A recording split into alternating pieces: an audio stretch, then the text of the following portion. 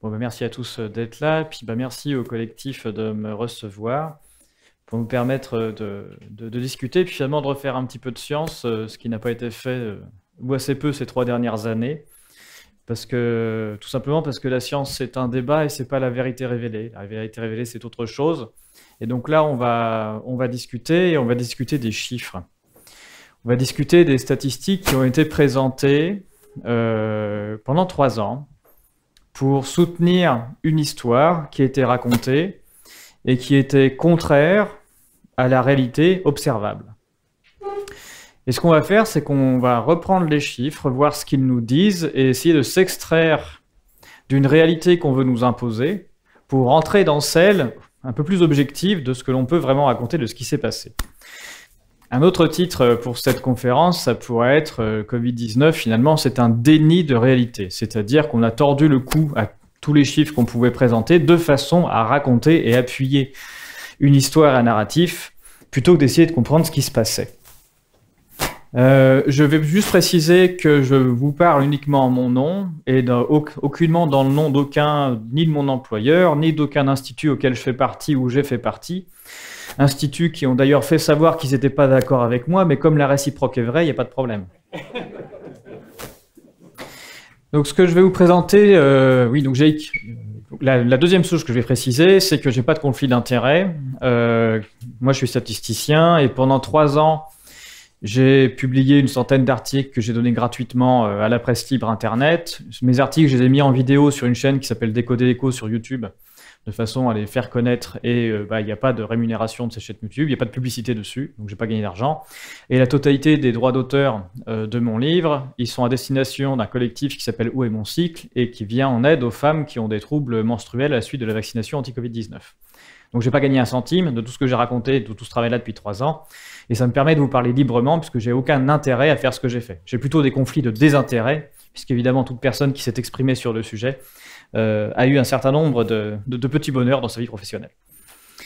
Donc Covid-19, c'est une arnaque au comptage.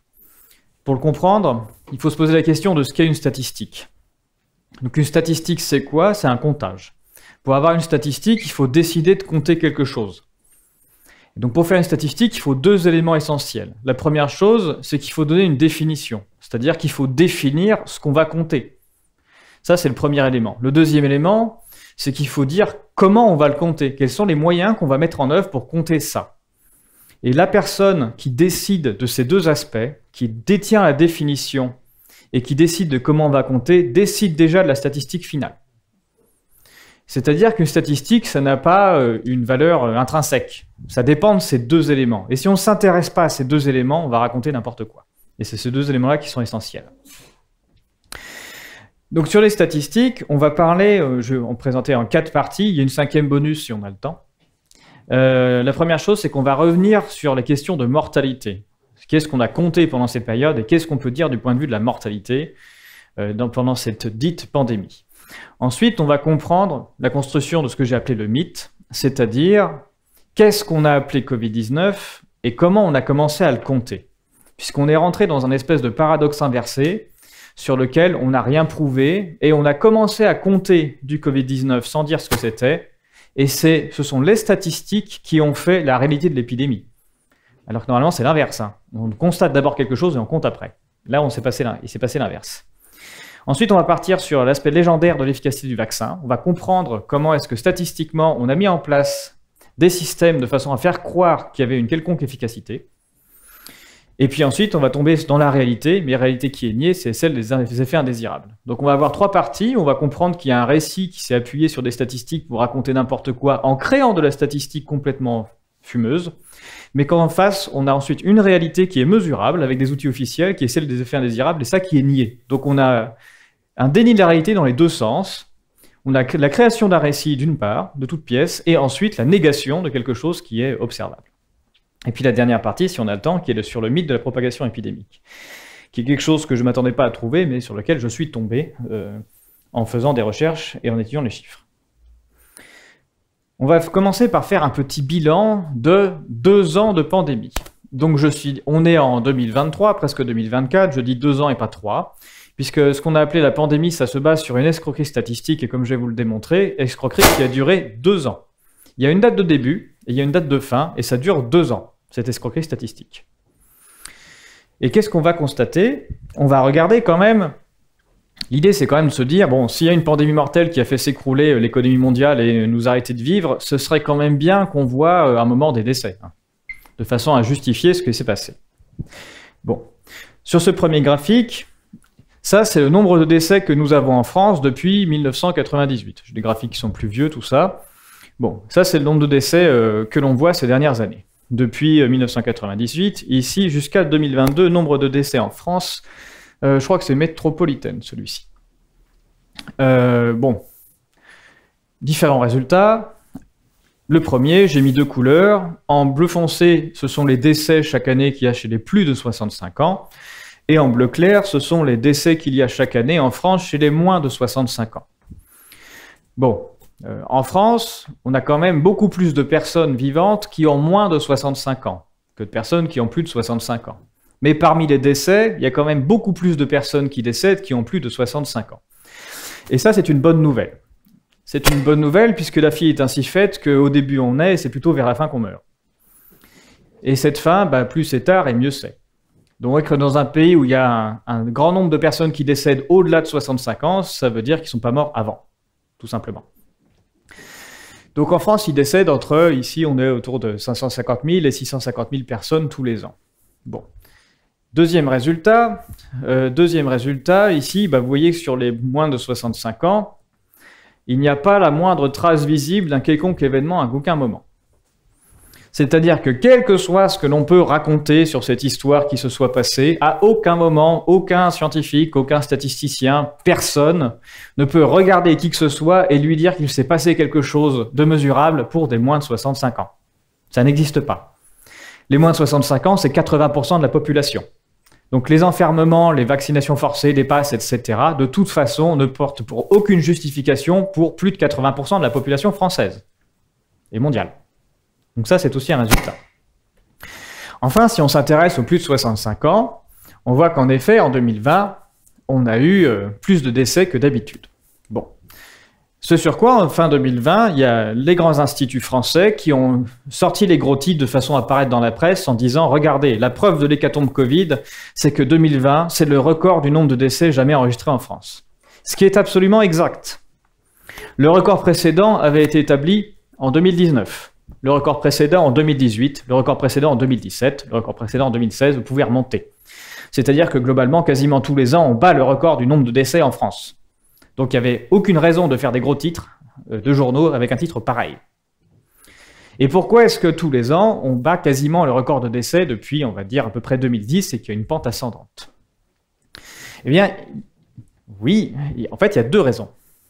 La première des raisons qui fait qu'on a un certain nombre de décès dans un pays, ben, c'est juste le nombre de personnes qui y habitent. S'il y a 30 fois plus de décès en Allemagne qu'au Liechtenstein, c'est pas parce que l'Allemagne c'est 30 fois plus dangereux que le Liechtenstein, c'est juste qu'il y a 30 fois plus d'habitants. Voilà, c'est la première des raisons. La deuxième des raisons, ça a été dit, c'est l'âge. Si dans un EHPAD de 200 personnes, il y a plus de décès que dans une crèche de 200 gamins, c'est pas parce que l'EHPAD c'est dangereux et que la crèche c'est sûr, c'est juste qu'il y a des personnes âgées dans un EHPAD et des gamins dans une crèche. Voilà. Donc dans un EHPAD de 200 personnes, il y a un décès tous les 15 jours en moyenne, plus l'hiver, alors que dans une crèche, il y a un seul décès dans 10 ans, c'est un drame absolu, c'est pas pareil. Donc à aucun moment, personne n'a le droit de regarder et de comparer des choses sans prendre en compte la taille de la population et l'âge des gens. Et la population française augmente et continue d'augmenter, donc il y a de plus en plus de décès, et la population française vieillit et continue de vieillir, donc il y a de plus en plus de décès. Donc pour comparer des choses comparables, on ne compare pas brutalement tous ces chiffres parce qu'il n'y a ni le même nombre de personnes qui sont en France et ils n'ont pas le même âge non plus, et donc on est censé prendre en compte ces 2 paramètres. Il y a des calculs officiels, il y en a qui connaissent l'espérance de vie, qui a un certain défaut, notamment parce que les gens ne comprennent pas ce que espérance ça veut dire moyenne pondérée, et non pas un espoir de vivre. Ce qui donc c'est mal interprété. Et puis un deuxième calcul officiel qui est prôné par Eurostat, StatCan, l'OMS, enfin qui était prôné par l'OMS jusqu'en 2020, hein, après ils ont abandonné, qui est le taux de mortalité standardisé par âge. Donc l'idée du taux de mortalité standardisé par âge, c'est de se dire qu'il n'y a pas la population et le même âge sur toutes ces années-là, donc je ne peux pas comparer. Donc ce que je dois faire, c'est me débrouiller, faire un calcul qui permet de mettre la même population et le même âge partout. Et donc là, j'ai pris la population et l'âge des personnes de 2020 et je l'ai mis partout sur toutes les autres années. Et voici ce que ça donne. Voilà. Donc il est décédé 650 000 personnes en 2020, ici. Et sur les autres années, s'il y avait eu le même nombre de personnes en France et qu'il y avait le même âge, voici comment les gens seraient décédés. Donc ici, c'est un calcul standardisé sur 5 ans, on peut faire un peu plus fin. Si on le fait un peu plus fin, on se rend compte qu'en 2020, on est décédé exactement pareil qu'en 2015. Et en 2015, il ne me semble pas qu'il y a eu une panique mondiale à cause du nombre de décès. Nulle part. C'est-à-dire que 2020, l'année de la grande pandémie mondiale qui a ravagé l'humanité, c'est la 6e année la moins mortelle de toute l'histoire de France, quand ça arrive. Donc on est en train de paniquer pour ça. Pour la 6e année la moins mortelle de toute l'histoire de France. Et la France n'est pas un cas isolé. Avant de partir sur le fait que la France n'est pas isolée, mais comment est-ce qu'on a paniqué? Comment est-ce qu'on peut réussir à paniquer avec ce genre de chiffres? Eh bien, plutôt que regarder les choses un peu factuellement et de remonter dans le temps, les instituts nationaux ont juste dit « Oui, mais regardez, il y a plus de décès en 2020 qu'en 2019, c'est donc la preuve d'une hécatombe mondiale, et notamment française. » Il n'y a nulle part où on compare juste une année sur l'autre et avec l'année qui nous arrange. Hein. D'habitude, on remonte dans le temps, on regarde ce qui se passe. Bon, ce qu'ont fait les autres instituts, c'est qu'ils ont dit « Oui, mais regardez, ça baisse. » Et si on prévoit que ça continue de baisser, ben forcément, c'est qu'il y a trop de morts. C'est ce qu'a fait notamment l'INSEE dans un papier. Hein. En disant, voilà, le nombre de décès que j'attends en disant que les gens meurent comme les dernières années, et donc c'est donc qu'il y en a trop. Voilà, par exemple, cette mortalité de 2015, elle n'existe pas pour eux. Hein. Donc des ruptures de tendance, ça existe. Donc la seule manière dont on a réussi à faire peur les gens, c'est de mettre en place des modèles de prévision qui prévoyaient pas beaucoup de morts et dire qu'il y en avait plus. Et que donc c'était la preuve de quelque chose.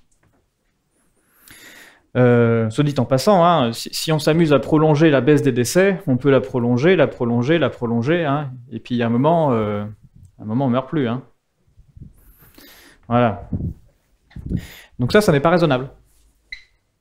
Et c'est une négation de la réalité, hein, le fait de prolonger comme si les gens allaient devenir éternels.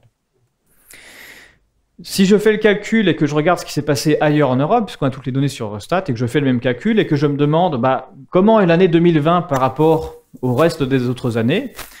Donc l'année 2020 pour la France est parfaitement normale pour la décennie. Donc là, c'est comme tous les pays orange. Et puis il y a des pays aussi intéressants. Par exemple, ici vous avez le Danemark, vous avez la Norvège et vous avez l'Islande. Ici, pour lequel l'année 2020, c'est tout simplement l'année la moins mortelle de toute leur histoire. Voilà, l'année de la grande pandémie mondiale où il fallait enfermer tout le monde, c'est juste l'année la moins mortelle de toute leur histoire.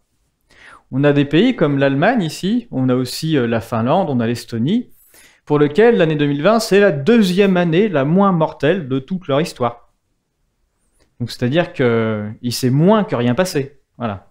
L'année où la pandémie ravageait l'humanité, ils n'ont jamais eu aussi peu de morts. Ce que je raconte, ça veut pas dire, donc ça c'est du point de vue annuel, on peut se poser la question de ce qui se passait sur des événements particuliers. Ici c'est pour la France, c'est le nombre de décès qu'il y a toutes les semaines en France ici depuis 2013. Donc vous voyez, il y a des variations, hein. Tous les hivers il y a des hausses de décès, notamment et surtout pour les personnes âgées. Donc ici c'est le nombre de décès qu'il y a en France toutes les semaines, comme je le disais. Donc on voit qu'il y a plus de décès l'hiver que l'été, hein. Bon, sauf en période de canicule, mais autrement c'est notamment chez les personnes âgées. Ici c'est par âge, donc chez les jeunes en gros il n'y a pas de variation au cours de l'année, mais on voit bien que tous les hivers il y a des décès chez les personnes âgées. Et on voit bien que pendant l'année 2020 il s'est quand même passé quelque chose. Il s'est passé quelque chose ici avec un pic de décès en mars-avril, pile pendant la période du confinement. Et cette période-là, qui a été appelée la première vague de Covid-19, a été le moment où on a dit c'est la grande pandémie, il faut enfermer tout le monde. Et c'est quand on les enferme qu'on a eu un gros pic de décès. On a dit oui, c'est parce que les gens se transmettent le virus, tout ça qui meurt. À côté, on a notre pays voisin, qui est l'Allemagne, qui a le même profil que nous, hein, avec aussi des personnes âgées, et puis plus de décès l'hiver que l'été, qui ne confine pas en mars-avril 2020, et on ne voit rien. Il n'y a pas la moindre trace. C'est-à-dire qu'avec l'idée du virus mortel qui se répand de personne à personne, quand on confine les gens, on a plein de morts, et quand en fait ils ont le droit d'aller dehors et de se balader, bah, il n'y en a pas. Ce qui nous donne un résultat scientifique extrêmement solide, à savoir qu'on a un virus qui adore le vin rouge et la baguette et qui n'aime pas la bière et la choucroute, quoi. Donc évidemment, ça n'a pas de sens. Et donc on a ce qu'on peut appeler une anomalie géographique. En gros, il n'y a aucun sens à ce qu'on est en train de raconter, hein. On a des pays voisins qui prennent des décisions antagonistes et où il ne se passe pas du tout ce qu'on est en train de raconter. Je pourrais vous prendre aussi le Portugal et l'Espagne. À côté de l'Allemagne, il y a d'autres pays qui confinent et qui ont le même profil que la France, etc. Mais ça ne va pas. Et donc cette histoire de la première vague qui serait responsable d'une hausse de mortalité, en fait, des hausses de décès en Europe, on est très loin de pouvoir dire qu'il y a une pandémie mondiale. Là, j'ai mis une couleur sur les pays sur lesquels on voit une hausse de décès en mars-avril 2020. Ce sont les pays en rouge. Sur les pays en vert, on ne voit rigoureusement rien. Donc sur les pays en vert, il n'y a pas la moindre trace de hausse de mortalité d'aucune sorte en mars-avril 2020, et il n'y en a que sur les pays en rouge. Ce qui pose un sérieux problème au narratif de la pandémie mondiale et du virus qui circulerait partout, hein. Ça n'existe pas. Il y a quelques pays, moins de la moitié, 9 sur 33, moins du tiers, en Europe sur lesquels on a vu quelque chose, en termes de mortalité. Cette incohérence géographique, elle a lieu aussi à l'intérieur des territoires. Les encéphalogrammes là, que vous voyez, ce sont le nombre de décès qu'il y a tous les jours par département. Et j'ai mis des barres jaunes pour montrer les périodes de confinement. Donc ça, ce sont les 8 départements d'Île-de-France, hein. Et donc dans les 8 départements d'Île-de-France, pendant les premiers confinements, on voit bien une hausse significative des décès, qui est très visible. Et ça, ce sont les départements de Nouvelle-Aquitaine, où il ne s'est rigoureusement rien passé. Donc vous avez un prétendu virus qui s'arrête aux frontières des pays, mais en fait beaucoup plus précisément qui s'arrête aux frontières des départements, hein. Et il est intelligent. Oui, il respecte aussi toutes les dates des décrets, etc. Enfin, c'est un virus qui a été parfait. Donc j'ai mis en rouge les départements sur lesquels on voit quelque chose. C'est-à-dire on voit un nombre de décès qui est pas dans la norme d'habitude. Et ce ne concerne que ces départements-là, en mars-avril 2020. Donc encore une fois, sur l'histoire du virus qui s'est répandu et de l'hécatombe mondiale, ça ne tient pas la route 2 secondes. À condition de vouloir regarder les chiffres en prenant un peu de hauteur. Je ne vais pas vous détailler ici, mais dans le livre, je détaille pourquoi il y a des personnes qui sont décédées pendant cette période-là. Ça se résume en un seul mot, ça s'appelle l'abandon. Et on a tout un tas de traces, d'explications dans des documents officiels qui nous montrent de quoi sont décédées ces personnes-là. Et pourquoi elles sont décédées à ces endroits-là et pas ailleurs. Et ça n'a rien à voir, d'aucune sorte, avec un virus qui se répand. Mais quand on veut absolument dire que c'est le virus, on dit que c'est le virus et on trouve un virus qui s'intéresse qu'à l'Île-de-France et qu'à certains pays. Une fois qu'on a compris qu'en fait, du point de vue de la mortalité, on nous a raconté n'importe quoi en termes de gravité, dans le livre aussi j'explique que c'est la même chose pour les hospitalisations, pour lesquelles il n'y a jamais eu de surhospitalisation, il y a eu un déficit d'hospitalisation en France. On n'a jamais eu aussi peu de personnes à l'hôpital qu'en 2020, alors qu'on disait que les hôpitaux étaient saturés, donc c'est faux.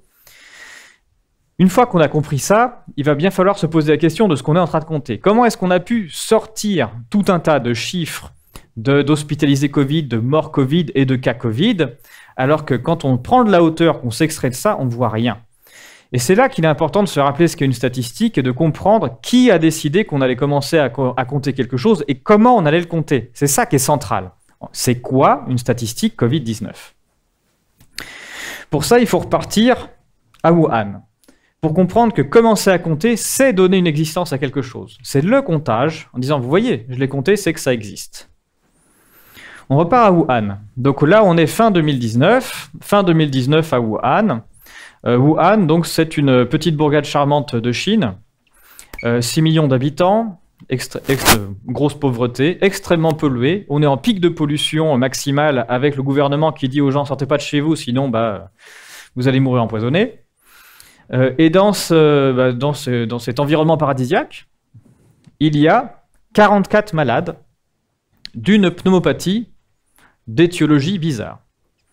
Qu'est-ce qui, sur 6 millions d'habitants pauvres, avec en plus un pic de pollution maximale, pourrait bien faire qu'il y ait 44 malades d'une pneumopathie. Mystère. En tout cas, pour l'OMS, ça ne fait pas de doute, c'est forcément la preuve qu'un nouveau virus va ravager l'humanité. Il n'y a pas d'autre explication possible. Comme il n'y a pas d'autre explication possible, voilà, l'OMS tire la sonnette d'alarme sur ce qui se passe et sur les fameux 44 patients qui sont la preuve du nouveau virus qui va ravager l'humanité. Bon. Et comme tout le monde s'attend au nouveau virus, bah, ça lance les laboratoires, dont celui de Wuhan, qui va faire du séquençage pour trouver le méchant virus. Et le 10 janvier va être publiée la nouvelle séquence du nouveau virus, appelé SARS-CoV-2, qui est donc accusé responsable de ce qui se passe à Wuhan. On s'attarde juste quelques secondes sur ce qu'a fait ce laboratoire. Quand je me suis intéressé à ça au début, j'avais absolument pas le vocabulaire ni la compréhension de ce qui était en train de se faire, et donc on m'avait dit bah, le laboratoire a isolé le virus. Et moi, dans ma compréhension physico-chimique, isoler un élément, c'est juste le prendre et le sortir tout seul de façon identifiée. C'est ça une isolation. Eh bien, une isolation d'un virus, c'est pas ça du tout. C'est l'inverse, c'est le contraire. Pour faire la séquence, ce qu'a fait le laboratoire de Wuhan, c'est qu'ils ont pris un des 44 malades, qui lui ont fait une ponction du liquide qu'il avait dans les poumons. À l'intérieur de ça, bah, vous avez tout, la totalité de ce qui appartient au bonhomme, de tout ce qui est dans le liquide, ces bactéries, ces virus, ces microzymas, que sais-je, la totalité. Et c'est cet ensemble total qui sera séquencé.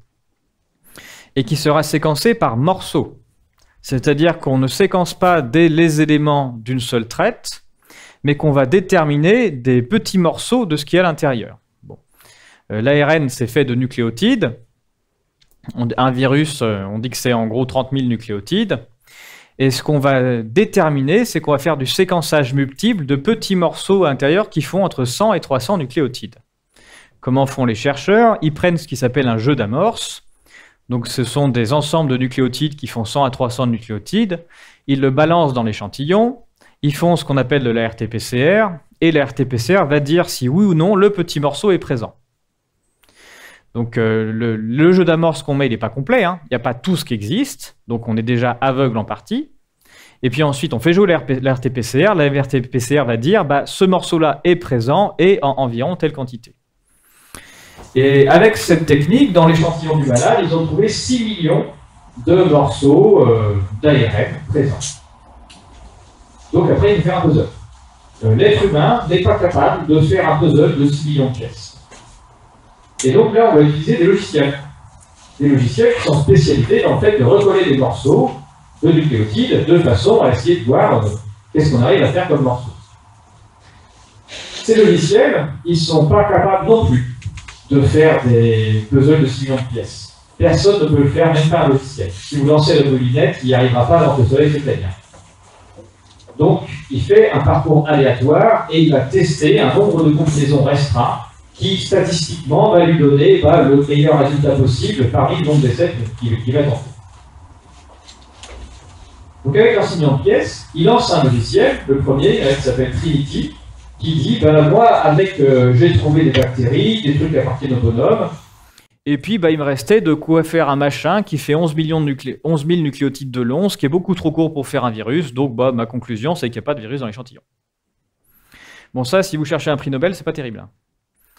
Donc, ils ont fait tourner un autre logiciel qui fait une autre méthode et qui, lui, a trouvé un truc de 30 000 nucléotides. Et ça a plu aux chercheurs parce que, ça, c'est un truc de 30 000 nucléotides qui ressemblait au SARS-CoV-1. C'était donc parfait pour l'appeler autrement. Et ça a donné le SARS-CoV-2. Donc la séquence que vous voyez, c'est une séquence, non pas de quelque chose qu'on a isolé, c'est ce qu'on pourrait appeler une chimère, c'est-à-dire une reconstruction de morceaux, de trucs qui sont peut-être là, qui lui appartiennent ou pas, et que l'on met les uns à la suite des autres, et dont deux logiciels d'ailleurs ne sont pas d'accord. C'est ça la séquence du SARS-CoV-2. C'est pour ça qu'aujourd'hui on dit personne n'a isolé le virus. En fait, il n'y a jamais aucun autre laboratoire à l'heure où on se parle qui a retrouvé cette séquence-là. Au mieux, en France, le laboratoire de l'IHU de Marseille a trouvé un truc sur un patient qui ressemble à 87%. Mais pas ça. Ça n'existe pas. Et on ne sait pas à l'intérieur ce qui est vrai ou ce qui n'est pas vrai. Je veux dire, ce qui appartiendrait vraiment à une chaîne complète ou pas. Ce sont des morceaux recollés de trucs qui sont peut-être et peut-être pas là. Mais bref, c'est forcément, et sur un seul malade, hein. Et ça suffit à générer une panique et à dire que c'est forcément lui qui est la cause, même pas présent, qui en plus est la cause de l'état du malade, et qui en plus va se transmettre et générer la pandémie mondiale. Et ça tombe bien quand on a une séquence, parce que quand on a une séquence, juste derrière, il y a un laboratoire, celui de Drosten, qui a dit bah, « ça tombe bien qu'on ait une séquence parce que nous, on a un test ». Donc pour une modique somme, vous allez pouvoir nous acheter notre test et vérifier chez tout le monde si tout le monde a ou pas ce nouveau méchant virus.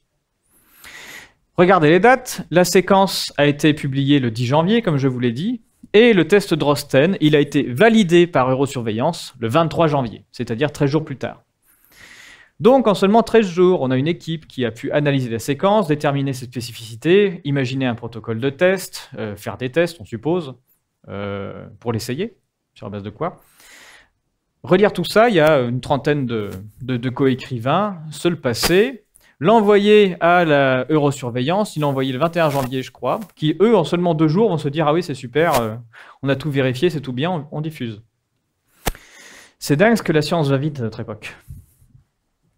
En seulement 13 jours.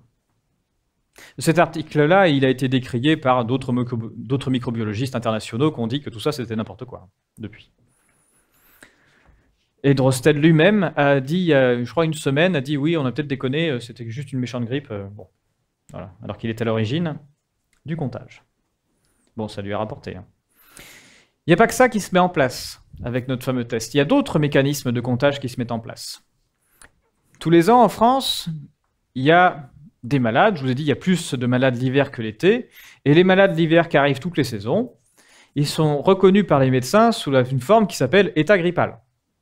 Et donc les médecins comptent les états grippaux de la part de tous les patients qu'ils vont voir, et ça, donc c'est codifié en termes de grippe. Et donc il y a un suivi des grippes depuis plus de 30 ans, par le réseau Sentinelle, réseau de médecins inscrits à Sentinelle. Bon, 2020, en mars 2020, ils disaient, suite à l'émergence du SARS-CoV-2, c'est vrai que tous les ans on comptait des grippes, mais en fait, maintenant on se dit c'est con, faut pas faire ça. Faut surtout pas compter des grippes, il va falloir compter des infections respiratoires aiguës. Donc on compte des infections respiratoires aiguës, les médecins comptent ça, et ensuite c'est nous à Paris qu'on va dire si c'est du Covid, si c'est de la grippe. Vous comptez des infections respiratoires aiguës. Et donc il se passe quelque chose d'assez fabuleux, c'est que vous voyez que depuis 86, donc les médecins comptent des états grippaux, donc tous les hivers il y a de la grippe, tout ça. Et puis en mars 2020 on dit attention, il n'y a plus d'états grippaux, il y a des infections respiratoires aiguës, et là, oh, la grippe a disparu en 2020. Ah ben c'est incroyable. La grippe disparaît. Il suffit de dire qu'on compte plus des grippes mais des infections respiratoires aiguës et il n'y a plus de grippe. Bon, la grippe réapparaît à partir de l'année d'après. Pourquoi? Bon, c'est assez simple. Hein. Ici, en 2020, vous avez un papy qui arrive et qui tousse, qui va voir son médecin. Son médecin, il vient juste de le vacciner contre la grippe. Donc papy, il arrive et puis il tousse, il a de la fièvre. Le médecin, il dit, bah oui, mais je viens de te vacciner par de la grippe, et puis la pandémie, c'est le Covid, donc t'as le Covid. L'année d'après, le même papy qui revient avec les mêmes symptômes que l'année suivante, et là, le médecin, il vient de le vacciner contre le Covid-19. Ah oui, du coup, t'as pas le Covid, puisque tu es vacciné. T'as la grippe. Voilà. Donc c'est comme ça qu'on fait des maladies et des vaccins qui marchent. Hein. Attention. On va s'en servir après. Il n'y a pas que ça. Donc ça, c'est le réseau Sentinelle qui va permettre de compter du Covid à la place de la grippe. Mais il y a autre chose. Peu de gens le savent, mais quand vous allez à l'hôpital, parce que vous n'êtes pas très bien, la priorité de l'hôpital, c'est pas de vous soigner. La priorité de l'hôpital, c'est de vous enregistrer. C'est la première chose qu'ils font. Et ils vous enregistrent parce que c'est une nécessité pour l'hôpital. Depuis 2007 et la réforme de l'hôpital, auparavant l'hôpital recevait une dotation globale de fonctionnement, c'est-à-dire qu'il était payé en fonction du nombre de personnes qu'il avait sur son territoire à gérer. Depuis 2007, il y a eu la tarification à l'acte. C'est-à-dire que l'hôpital va être remboursé en fonction de ce qu'il va faire aux patients. Et donc, il faut absolument enregistrer les gens pour être remboursés, mais en plus, il faut les enregistrer dans la bonne case, celle qui va rapporter à l'hôpital. Donc il y a une stratégie permanente de l'hôpital de vous mettre dans la bonne case. Il y a même des agents dédiés à trouver la bonne case qui s'appellent les agents DIM. avec des logiciels qu'ils achètent dédiés de façon à maximiser les remboursements. C'est comme ça que ça se passe. Bon, eh bien, donc, dès le 31 janvier, ah oui, et ce que les gens ne savent pas non plus, c'est que le code dans lequel vous êtes enregistré, il appartient à une nomenclature qui s'appelle la CIM-10, la codification internationale des maladies. Cette CIM-10, elle est primordiale parce que c'est ça qui va faire la pluie et le beau temps sur tous les enregistrements de maladies partout. Et cette CIM-10, elle est détenue par l'OMS. C'est l'OMS qui décide de la nomenclature de comment seront appelées toutes les maladies partout dans le monde. Et tous les hôpitaux du monde qui sont des gens qui sont affiliés à l'OMS, des pays affiliés à l'OMS, utilisent cette nomenclature, dont la France. Et dès le 31 janvier, et pour la première fois, un code d'urgence apparaît dans la CIM-10. Le code d'urgence Covid-19. 31 janvier, hein. Le malade, là, c'est fin décembre 2019. Ensuite, on a la séquence qui arrive dès le 10 janvier. Le 23 janvier, il y a le fameux test qui dit tout le monde va avoir le Covid. Et pouf, tout le monde est prêt. 31 janvier, il y a déjà une codification prévue qui va être envoyée à la totalité des hôpitaux du monde entier. Avec une codification U07 Covid-19 que tout le monde va pouvoir utiliser. Il y a même deux codes, ils préviennent. Ça, c'est la TIH qui envoie à tous les hôpitaux. Ils disent que vous allez pouvoir utiliser le code Covid-19 virus identifié ou bien un autre code Covid-19 virus non identifié. On ne sait jamais. Mais tout en précisant en bas que vous n'êtes pas autorisé à utiliser le code U019, U07 virus non identifié. Donc tout le monde sera dans la case virus identifié, c'est écrit. Oui, ils disent que si vous comprenez, c'est pour simplifier les statistiques. Et donc l'arrivée de ce code, il a fait quelque chose de fabuleux. Parce que le fameux Covid-19, hein, dont on cherche la mortalité dans l'ensemble des pays d'Europe, il a une autre particularité, c'est qu'il a chassé la grippe, mais en fait il a chassé toutes les autres maladies respiratoires. Ici vous pouvez voir en jaune là, les cases infection, inflammation respiratoire, c'est dans ces GHM, les groupes homogènes de malades, c'est ça le code de remboursement hospitalier qui se sert de la CIM-10. C'est dans les trucs en jaune que se trouvent les codes Covid-19. Bon, ils ont quasiment tous été mis là-dedans. Infection, inflammation respiratoire. Et donc, vous pouvez voir qu'en effet, en 2020, on est passé à 270 000 malades enregistrés en infection respiratoire, donc c'est-à-dire venant de Covid-19, alors qu'avant, il n'y en avait que 50 000 par an. Puis on a tapé les 310 000 en 2021. Donc on a vraiment une explosion des infections, inflammations respiratoires. Donc ça, on me dit, bah voilà, c'est la preuve, le virus est à l'hôpital. Avec que 400% ou 500% d'augmentation. Oui. Alors ce qui est intéressant, c'est que depuis qu'on enregistre les patients en tant que Covid-19, eh bien toutes les maladies que vous voyez en bleu ont quasiment disparu. Donc depuis qu'il y a du Covid-19, il n'y a plus de bronchite, il n'y a plus d'asthme. Donc c'est-à-dire que même ce qui est chronique, il n'y en a plus. Il n'y a plus de pneumonie et pleurésie banale, il n'y a plus de bronchopneumopathie chronique, il n'y a plus d'œdème pulmonaire, il n'y a plus de maladie pulmonaire interstitielle, il n'y a plus les autres diagnostics portant sur le système respiratoire, il n'y a plus de bronchiolite, plus de tuberculose, plus de bronchopneumopathie chronique et plus de grippe. La totalité des autres maladies a drastiquement réduit. Et il n'y a pas plus de maladies respiratoires qu'avant. Donc ce qu'on appelle Covid-19, c'est la somme, c'est un transfert de codage des autres maladies respiratoires vers le code qui s'appelle Covid-19. Il n'y a absolument rien de nouveau. Ce sont les mêmes malades qui vont aux mêmes endroits à l'hôpital et qui se font coder autrement, et c'est tout ce qui se passe. Comment est-ce qu'on a comment est-ce qu'on a abandonné la réalité? Une des manières dont on a abandonné la réalité, ça a été l'usage en grande quantité de ce que l'on a appelé les tests. Un test, c'est quoi? C'est quelque chose qui est un révélateur d'autre chose. C'est même un élément statistique qui a des propriétés, hein. C'est comme ça qu'on l'utilise. Ça, c'est le test, et ça, c'est la réalité.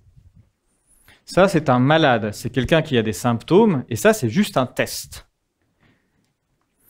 Et ce que l'on a fait, c'est qu'on a abandonné cette notion depuis 2020. Le fait d'être malade et d'avoir des symptômes, c'est devenu parfaitement secondaire par rapport au fait d'utiliser des tests. Et ce sont les tests qui sont devenus la référence. Faisant porter la célèbre phrase à un nouveau goût moderne qui est « Tout bien portant est un malade qui s'ignore » du Dr Nock. la plupart des gens connaissent le test de grossesse. Le test de grossesse est aussi un test, ici, mais la réalité, c'est ça. C'est le fait d'être enceinte. Bon. Le test de grossesse, il est réputé hyper fiable, 99,99% si on veut. Mais si on s'imagine qu'on va faire pipi sur un test de grossesse à tous les petits garçons européens de 5 ans, on risque bien d'avoir des tests positifs de grossesse sur des petits garçons de 5 ans. Donc là, qu'est-ce qu'on fait? On leur fait démarrer un suivi de grossesse, puis au bout de 9 mois, on les amène en salle d'accouchement, puis on attend. Parce que c'est ce qu'on a fait avec les tests Covid-19. Puis inversement, vous avez voilà, une dame comme ça qui a un ventre qui bouge, vous faites pipi sur un test, le test dit non, vous dites bah, dégage de mon hôpital, t'es pas enceinte, barre-toi. Non, la réalité c'est ça. Hein. D'ailleurs, c'est comme ça, c'est la réalité qui permet d'évaluer la qualité du test. Vous pouvez faire pipi à tout un tas d'hommes, de femmes, ce que vous voulez, pas enceintes, sur un test de grossesse, et tous les tests positifs, vous savez que ce sont des faux positifs. Ça permet de calculer la spécificité du test, pardon, la sensibilité du test. Vous faites l'inverse, vous faites faire pipi à tout un tas de femmes enceintes sur les tests de grossesse, et chaque test négatif, c'est un faux négatif. Ça permet de calculer la spécificité du test. Le fait d'être enceinte, ça s'appelle un gold standard. C'est la référence. Et ça, c'est juste un test. Très bien, bah alors du coup, quel est le gold standard pour le Covid-19 ? Eh bien, il n'y en a pas. Il n'y a pas de gold standard clinique. C'est-à-dire qu'on regarde si le test il détecte bien le bon morceau d'ARN qu'on a décidé qu'il devait détecter. Mais il n'y a aucun gold standard qui permet de dire si ça détecte des malades. Hein. D'aucune sorte. Ce qui fait que d'un point de vue statistique, c'est bidon. Les tests sont bidons, puisqu'ils n'ont pas de référence dans le monde réel. À savoir, le malade. Bon. Un test qui serait excellent, ce serait un test qui, par exemple, aurait 95% d'efficacité. C'est-à-dire qu'il n'y aurait que 5% de ratés. Mais du coup, on peut regarder ce qui s'est passé ici en 2021 et 2022 en France avec nos résultats de tests. Ça, ce sont les données du ministère de la Santé, hein, qui sont accessibles en ligne, que tout le monde peut télécharger. Et le ministère de la Santé, il nous dit 4 choses. Et il nous dit notamment si, parmi les tests qui sont faits, les tests est positif ou négatif, et si la personne a des symptômes, ou si elle n'en a pas, s'il est asymptomatique. Ça nous fait 4 catégories. On peut être positif ou négatif, et symptomatique ou asymptomatique. Bon. Mettons que j'ai un test qui est sûr à 95%. Voilà. Mais ce qui veut dire que si j'ai un test qui est fiable à 95%, je vais tester tout le monde, et même si il n'y a aucune maladie, hein, même si ce que je cherche, ça n'existe pas, je vais quand même avoir 5% de positif. Bon, surtout cette période-là, si vous regardez la somme des positifs symptomatiques et asymptomatiques, c'est-à-dire tous les positifs, on est inférieur à 5%. C'est-à-dire qu'on est en train de faire un test massivement sur quelque chose qui donne moins de 5% de positivité, c'est-à-dire que statistiquement, on ne peut pas dire que ce qu'on cherche, ça existe. Donc on est en train d'enfermer des gens chez eux pour quelque chose qui n'existe pas. Mais c'est juste le test qui est positif. Bon, je suppose que mon test est parfait. Il est nickel, il est fiable à 100%. Maintenant, je vais me poser la question, est-il cohérent? Bien ça, on peut regarder sur ce qui s'est passé sur toute l'année 2021 notamment. Et je peux regarder ce qui se passe au niveau des positifs. Je vais faire mon test, et mon test, il me dit, j'ai un test positif. Mais que va-t-il m'arriver? Réjouissez-vous, parce que quand vous avez un test positif, vous avez, dans la majorité des cas, pas de symptômes. C'est-à-dire que c'est un test qui vous dit surtout que vous êtes en bonne santé. Un test positif, hein. Majoritairement, les tests positifs tombent chez les gens qui n'ont pas de symptômes, c'est-à-dire qui sont en parfaite santé. On peut se poser la question dans l'autre sens. J'ai les symptômes du Covid, je sais ce que c'est, les symptômes du Covid. Je vais me faire tester. Vous avez les symptômes du Covid, vous faites tester. Dans une écrasante majorité des cas, votre test est négatif. Donc le test est assez fabuleux, puisque en fait, quand vous êtes malade du Covid, vous avez un test négatif, et quand vous êtes en parfaite santé, vous avez des tests positifs. C'est-à-dire que non seulement ce test n'a aucune fiabilité, il n'a pas le gold standard, mais en plus il est absolument incohérent, quasiment tout du long. C'est ce qui s'appelle une escroquerie. Bon, pour finir, vous allez me dire, oui, mais quand même, le taux de positivité, il a quand même vachement augmenté, là ça se passe mieux à partir de 2022. Bon, alors heureusement qu'on a vacciné les gens, parce qu'à partir de là, les gens sont malades. qui ont des tests positifs. Non, mais surtout, si le nombre de symptomatiques augmente à partir de cette période-là, c'est parce qu'on rentre en hiver. Donc, grâce au ministère de la Santé, maintenant, on sait qu'en hiver, on tombe malade. Qu'est-ce qu'on faisait sans la science avant? Pour finir, ce qui est une mesure, encore une fois, c'est ce qu'on mesure au réseau Sentinelle, c'est-à-dire des médecins qui déclarent avoir vu des malades. C'est ça, normalement, qui fait la référence pour savoir s'il y a une épidémie, c'est une augmentation du nombre de malades. Et grâce aux remontées du réseau Sentinelle, on peut calculer ce qu'on appelle des incidences, c'est-à-dire des taux de malades dans la population. Donc ça, c'est pour 100 000 habitants. Ici, vous avez à gauche ce qui a été observé pour les pathologies dites grippales ces dernières années. Donc ici, vous avez le nombre de malades vus par les médecins pour 100 000 habitants 2014-2015. Ça, c'est ce qu'on appelle la grippe de 2015, où on est monté à 800 malades pour 100 000 habitants. Ici, c'est 2016-2017, on est passé les 400, et pareil pour 2015-2016. Donc ça, on a considéré que c'était des épidémies, parce qu'on avait un grand nombre de malades dans la population. Ça, c'est le nombre de malades dits Covid-19 que l'on a depuis le début de cette histoire, sur ces 3 dernières années. Pour dire qu'il y a une épidémie, il faut dépasser ce qu'on appelle un seuil épidémique, qu'on peut par exemple placer à 200, ce qui est assez faible, pour 100 000 habitants. À aucun moment, avec cette histoire de Covid-19, nous n'avons passé de seuil épidémique. C'est-à-dire que la phrase sémantiquement juste que nous devons prononcer, c'est « il n'y a jamais eu d'épidémie de Covid-19 en France ». Ça n'a pas existé. Il n'y a jamais eu suffisamment de malades pour dire que nous étions en situation épidémique. Ça n'est pas arrivé. Alors que pourtant, on a compté n'importe quoi.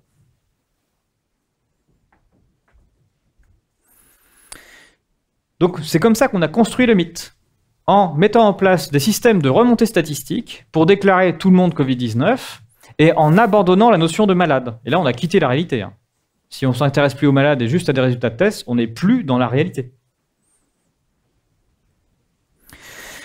Et ça, faut s'en rappeler, puisque cette négation de la réalité a servi à fabriquer des vaccins, et notamment à calculer une efficacité vaccinale contre du rien. Je fais des conférences depuis pas tout à fait 1 an, 6 mois à peu près. Donc dans toutes mes conférences, il y a des gens qui se sont vaccinés, qui viennent me parler d'ailleurs après souvent. Pour l'instant, je n'ai rencontré absolument personne qui savait pourquoi elle avait été vaccinée. C'est-à-dire que les fabricants de vaccins Pfizer, Moderna n'ont jamais promis dans leurs essais que le vaccin permettait de ne pas être malade. Les essais Pfizer et Moderna ne s'intéressent pas au fait d'être malade. Les essais Pfizer et Moderna promettent que si vous êtes vacciné, vous aurez moins de tests positifs. Le fait d'être malade, on s'en fiche royalement. Les 2 études sont basées sur des tests. C'est ça qui va faire foi. Et pas sur le fait d'être malade. Ça, c'est un problème. Sur le fait que ce que vous promettez aux gens. Il y a d'autres problèmes dans l'étude, dans les 2 études. Je ne l'ai pas mis là. Pour avoir un détail très très sérieux par une personne qui a travaillé dans l'industrie pharmaceutique, qui travaille encore, vous pouvez lire le livre de Christine Coton, Tous vaccinés, tous protégés, qui prend en détail complet la totalité de l'étude Pfizer pour montrer que non seulement c'est du n'importe quoi, mais en plus, ils ne respectent même pas les standards de l'industrie pharmaceutique. C'est-à-dire que de toute façon, l'étude aurait dû être rejetée mais, par la FDA, par tout le monde, puisqu'ils ne respectent absolument aucune des normes qui sont normalement utilisées pour faire des essais cliniques. Fin de parenthèse. Donc, les 2 sont basés sur des tests. Les 2 ont une majorité de jeunes dans l'étude, sachant qu'ils commencent les tests des vaccins, on est en 2020, où tout le monde dit oui, mais c'est une maladie qui touche les personnes âgées, c'est tout, donc on va avoir un vaccin aux personnes âgées. Quand vous avez une majorité de jeunes dans l'étude, ça veut dire que le public ne correspond pas à la cible. C'est-à-dire que votre étude ne correspond pas à qui vous allez vacciner, donc c'est-à-dire que normalement vous la mettez à la poubelle. Sauf si tout le monde ment depuis le début et que tout le monde sait qu'on vaccinera toute la population. Voilà, on a bien vu ce que ça donnait. Bref. Autre chose, les études sont en observer blinded. C'est-à-dire que le produit, le placebo et le produit sont discernables, et il n'y a pas que ça comme problème. Il y a aussi le fait que normalement, il y a très peu de personnes dans le laboratoire, il n'y en a qu'une qui sait qui est vacciné, qui est placebo, alors que là, il y a plein de monde dans le labo qui sait. Ça, c'est un problème en termes de remontée des données. Pourquoi ? Bien parce que, surtout qu'on est basé sur des tests, le protocole dit, alors même si on était basé sur des tests, il y aurait une manière de le faire sans biais, qui aurait été de dire, je donne, il y a 40 000 personnes dans chaque étude, je donne le vaccin à 20 000, le placebo à 20 000, personne ne sait, et puis ensuite, tout le monde, je vais les tester toutes les semaines, de manière parfaitement équitable, et comme ça, à la fin, vous mesurez une efficacité sur test. Vous avez prouvé qu'en testant les gens de manière équitable, vous avez une efficacité. C'est pas ce qu'ils ont fait. Ils ont dit aux gens, on vous vaccine, et puis, ou c'est le placebo, vous savez pas. Et puis, quand vous avez des symptômes, quels qu'ils soient, des maux de tête, de la fièvre, des diarrhées, n'importe quoi, vous nous appelez, et là, on vous dit de venir vous tester, si on pense que c'est nécessaire.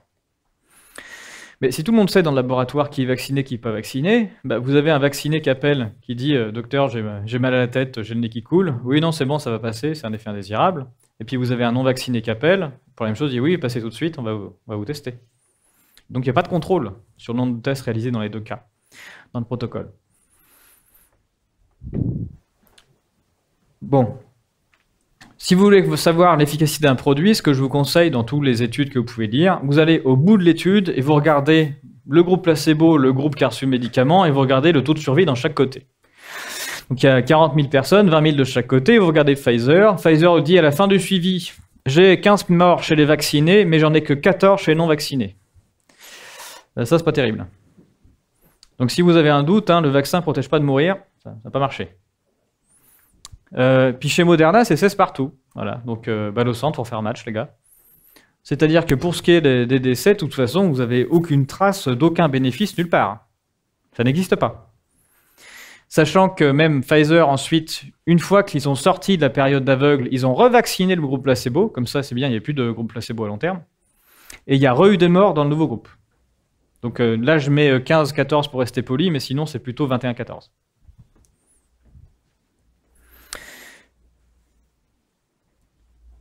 Ce que je viens de dire sur le fait que tout le monde dans le labo était au courant, il y a un témoignage dans le BMJ, British Medical Journal, d'une directrice d'un des laboratoires Pfizer qui dit, en effet, c'était n'importe quoi, tout le monde était au courant, et on a pu tricher comme on voulait.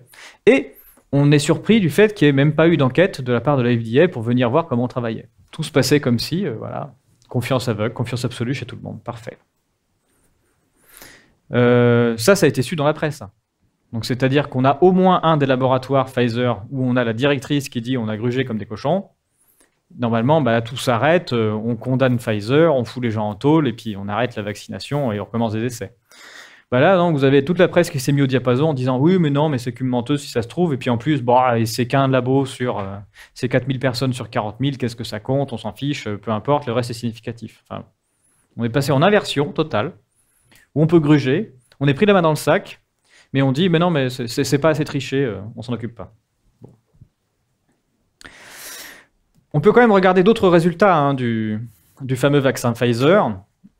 On peut regarder, du coup, ce sur quoi l'efficacité a été promis. Je ne sais pas si vous vous rappelez, mais il y a eu la bataille de efficace à 95%, efficace machin. Voilà. Donc Pfizer a dit, nous, notre vaccin est efficace à 95%. Moderna avait dit, nous, on est efficace à 90%.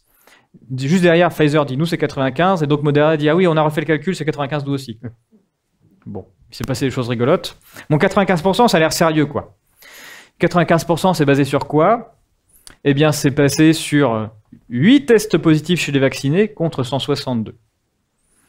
Je ne sais pas si vous vous rendez compte de la petitesse de ces chiffres, à 8 contre 162. C'est parfaitement ridicule. C'est-à-dire, vous dites que vous avez vacciné ensuite 5 milliards de personnes, sachant que vous avez un résultat sur 8 contre 162. Bon. Donc non seulement c'est pas terrible, mais en plus, qu'est-ce que ça nous montre? Ils ont suivi 40 000 personnes pendant 6 mois. 40 000 personnes pendant 6 mois, ils réussissent à trouver 170 tests positifs. Quelle est la conclusion? Il n'y a pas d'épidémie. C'est-à-dire qu'avec les tels chiffres, Pfizer, Moderna et les autres, ils ont juste montré, en essayant de faire des essais, qu'ils ne trouvaient pas d'épidémie nulle part. Bon, c'est pareil pour le faible nombre de morts à la fin. Bref. Bon, on peut se poser la question, des gens qui ont appelé le centre pour dire j'ai des symptômes et qui ne sont pas testés ou qui ont un test négatif, on a des résultats aussi. Ils disent, on a 1600 vaccinés qui nous ont dit, on a des symptômes, et puis on va avoir des tests négatifs, contre 1800 pour les placebos. Mais alors ça, c'est intéressant. Ça veut dire qu'on a un vaccin qui fait que les gens viennent pas au centre parce qu'ils sont pas malades, ou c'est juste parce qu'on les a refoulés? Ben ça, on ne sait pas dans l'étude. On peut pas savoir. Il y a quand même 200 d'écart. Hein. Ici, il n'y a que 150 d'écart. Ici, il y a 200 d'écart. Si ça se trouve, l'efficacité, c'est juste ça. Hein. C'est les gens à qui on a dit de rester chez eux plutôt que de venir se faire tester. Et puis, on a des suspicions de Covid juste après la vaccination. Ben, vous savez, c'est le fait d'être malade, notamment. Alors, la suspicion de Covid 7 jours après la vaccination, c'est 410 chez les vaccinés contre seulement 300 chez ceux qui ont reçu le placebo. Donc là, vous devez comprendre pourquoi est-ce qu'on a dit, surtout les 7 premiers jours, ils ne comptent pas. Parce que si on les prenait en compte, l'étude n'était pas significative. On allait tomber sur un vaccin qui faisait l'inverse, qui rendait juste malade. Donc c'est pour ça qu'il fallait sortir les 7 premiers jours de l'étude de façon à arranger les chiffres. Autre chose, on peut regarder l'état de santé des gens. Je vous ai dit, Pfizer, Moderna n'en ont rien à fiche du fait que vous soyez malade ou pas. Ce qui compte, c'est le test positif. C'est sur ça qu'on se base. Bah heureusement, parce que ici, vous avez donc ce qu'on appelle les effets indésirables, c'est-à-dire comment on se sent après le vaccin et le placebo. Et donc, vous voyez les gens qui ressentent de la fatigue, de la fièvre, des frissons, de myalgie, des maux de tête, diarrhée, nausées. Bah, tout cela sont beaucoup plus nombreux et significativement du côté des vaccinés. C'est-à-dire que grâce à Pfizer, ce qu'ils ont démontré de manière certaine, c'est que leur vaccin rend malade. C'est significatif, hein. Voilà. Vous allez vacciner les gens, ils vont tomber malades. C'est écrit là, de manière significative. Et puis c'est beaucoup, hein, parce que 40 000, donc 20 000 personnes vaccinées, vous avez quand même 1000 qui, enfin, si on ne s'additionne pas, parce qu'il y en a certainement qui ont plusieurs joyeusetés à la fois, mais vous avez quand même, ça se compte en milliers le nombre de personnes qui de toute façon vont être malades. Hein. Et encore, c'est ceux qui se plaignent, mais bref. Alors que les placebos vont plutôt bien. Alors il y a un truc intéressant, c'est que, vous voyez tout ce qui est écrit en gras là, fièvre, frisson, myalgie, etc., maux de tête, et bien ça, c'est écrit comme des symptômes du Covid-19. Ah. Donc c'est-à-dire qu'on est en train de vacciner des gens et qu'on les rend malades sur des trucs qui donnent les symptômes de ce sur quoi on est censé les protéger. Mais là, on va comprendre comment un vaccin marche. Parce que si vous ressentez ça, eh bien, et que vous êtes vacciné, on va appeler ça un effet indésirable. Si vous ressentez exactement la même chose et que vous n'êtes pas vacciné, on va appeler ça le Covid-19. Voilà. Bah, vous aussi, vous savez fabriquer des vaccins maintenant. C'est comme ça que ça marche. Des vaccins efficaces. Allez, dernière chose. À la fin d'un essai, il faut aussi regarder le nombre de personnes qu'on a suivies. Et puis, les laboratoires pharmaceutiques, c'est un peu comme les gamins. Vous savez, quand les gamins, ils en ont marre d'un jouet, ils le balancent par terre, ils donnent un coup de pied dedans, le jouet n'existe plus. Les laboratoires font ça avec les patients. Donc, il faut regarder le nombre de patients de départ et le nombre de patients qui restent à la fin. Donc au début, chez Pfizer, il y a 20 000 patients du côté des vaccinés comme des placebos. Puis au fur et à mesure du temps, ça diminue. Et au bout de l'étude, ils ont quand même réussi à exclure 3 000 personnes. Sachant que l'efficacité du vaccin, ça se compte sur 170. Donc ils en ont exclu beaucoup plus que les calculs d'efficacité. Et ils n'ont pas évincé n'importe qui, ils en ont évincé 1800 chez les vaccinés et seulement 1600 chez les non-vaccinés. Il y a 200 d'écart. Ils ont viré de l'étude 200 vaccinés de plus que de non-vaccinés. Ça, c'est significativement différent. Ça veut dire qu'il y a un problème, que ce soit pile les vaccinés qui a été exclu. Et encore une fois, les soi-disant efficacité, c'est 8 contre 162. Ah bah, si on a viré les 200 qui nous posaient problème, on a un vaccin qui est efficace. Et on a des témoignages. Hein. Vous cherchez Augusto Roux sur Internet, qui est un avocat de la Cour de justice argentine, qui a participé à l'essai et qui a eu des arrêts cardiaques à répétition après la vaccination. Ils l'ont viré de l'étude, il ne compte plus dans l'échantillon, il a porté plainte pour dire que non, il s'est bien fait vacciner. Eh bien, le directeur des laboratoires argentins, qui s'appelle Pollack, l'a fait déclarer fou. Donc, c'est déclaré fou, de façon à ne pas le compter. Donc, les procès sont en cours. Vous tapez Augusto Roux, vous aurez des informations. Bon, mais grâce à Pfizer, on sait comment est-ce qu'on fabrique un vaccin efficace. Comment on fait un vaccin efficace? Eh bien, on base non pas sur l'état clinique du patient, ça on s'en fout, il faut baser sur un fameux test. Et puis, il faut se débrouiller pour que les vaccinés ne se fassent pas tester. Si vous ne testez pas les vaccinés et que vous testez que les non-vaccinés, eh bien vous allez obtenir un vaccin efficace. Parce que vous aurez des tests positifs que chez les non-vaccinés, puisqu'il n'y a que vous testez.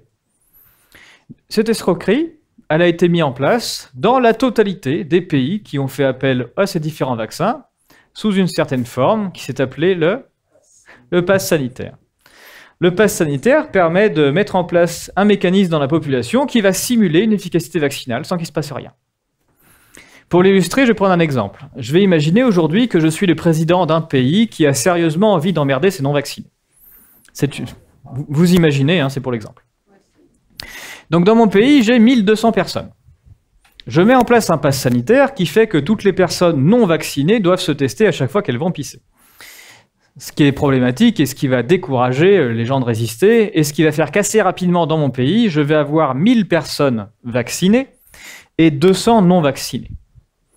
Avec le pass sanitaire, les non vaccinés sont obligés de se tester quasiment tout le temps, ce qui fait qu'assez rapidement, je vais en avoir testé 8 sur 10.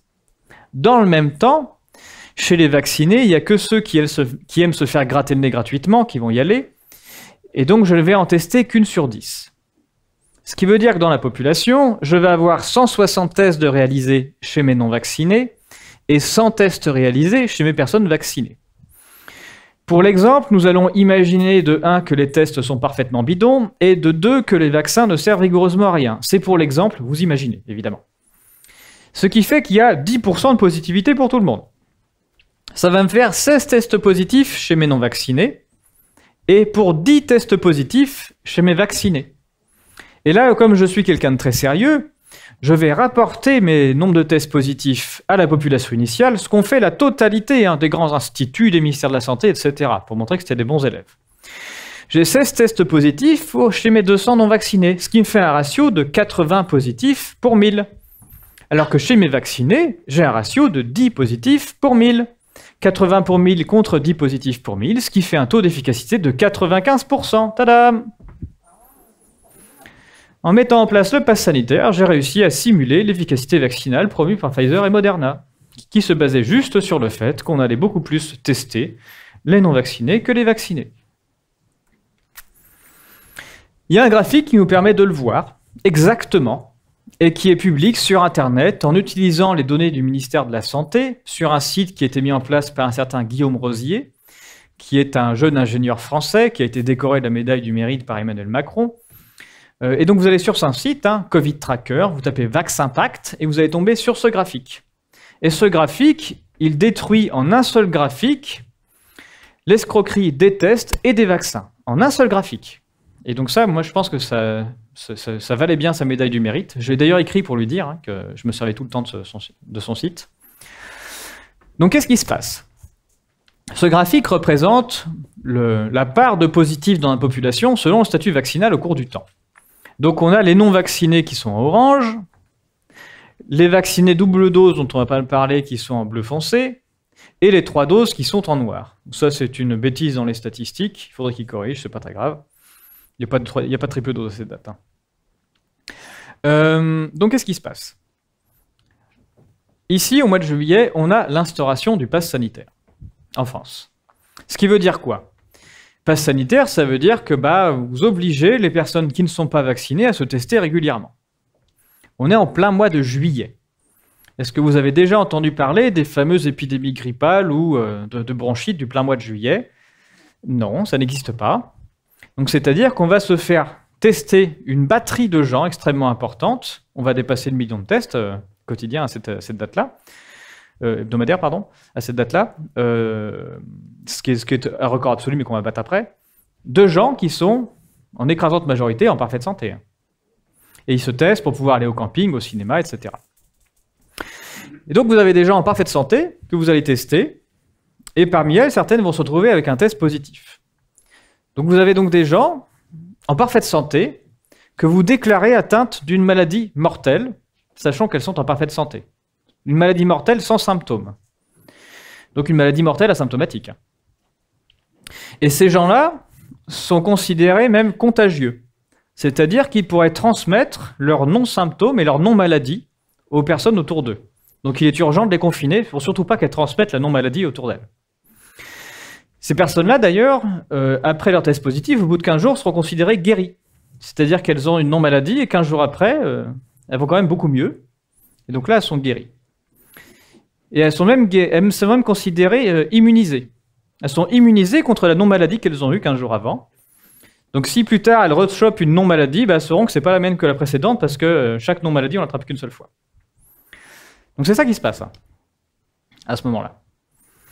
Donc vous voyez que on a un vaccin qui marche puisque les personnes qui se trouvent avec des tests positifs, ce sont les non-vaccinés puisque c'est les seuls qu'on teste. Donc vous avez quand même des gens qui ont reçu 2 doses qui vont se tester quand même un petit peu, c'est bon, en plein été. Bref. Et du coup, vous voyez une courbe qui monte, qui est pendant l'été là, et cette courbe elle a un infléchissement ici qui est parfait. Vous pouvez deviner la date à laquelle ça s'infléchit, à votre avis, vacances d'été? Et c'est le 15 août, exactement. Voilà. Parce que le virus il est gentil, voilà, le 15 août il s'arrête de sévir. Donc le 15 août, les gens commencent à rentrer chez eux, voilà. Les gens rentrent de vacances, donc on se teste plus avant d'aller au camping. Et donc la courbe diminue. Donc ça nuit un peu à l'efficacité vaccinale, le fait que les gens se testent plus. Mais bref, ça fait quand même toujours un vaccin efficace, puisqu'il y a quand même que les non-vaccinés qui se testent. Donc ça diminue, on retombe là, les gens vont au boulot, tout ça. Et là, il y a une remontée du nombre de tests de positifs qui n'a rien à voir avec une pandémie. C'est une nouvelle décision administrative. Ceux qui avaient des enfants au collège comme moi le savent. À la rentrée des vacances de la Toussaint, on a dit tous les enfants des collèges qui ne sont pas vaccinés, doivent se tester tous les 3 jours et dire qu'ils ont bien fait un test négatif avant d'aller au collège. Donc il y a des parents comme moi qui ont appris une nouvelle capacité à leur gamin dans un système régalien qui est de mentir, c'est-à-dire tu diras que ton test négatif, mais il y a tout un tas de parents qui ont fait vraiment tester leur gamin tout le temps. Et du coup, on a eu une nouvelle flambée de tests positifs chez les non-vaccinés qui étaient les gamins, qui étaient testés par leurs parents en permanence.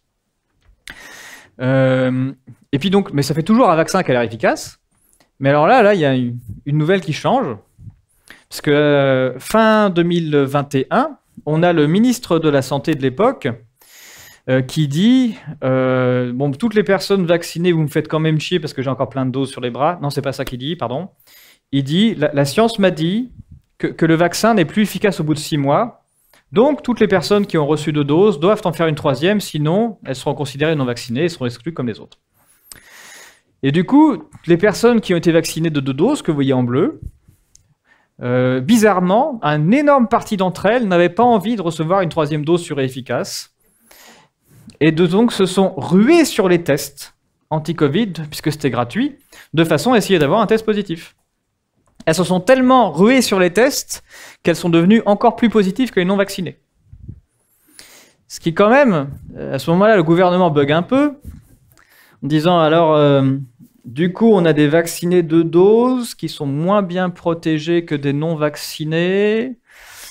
Ça veut dire qu'il faut une 3e dose. Non, mais c'est ce que ça veut dire.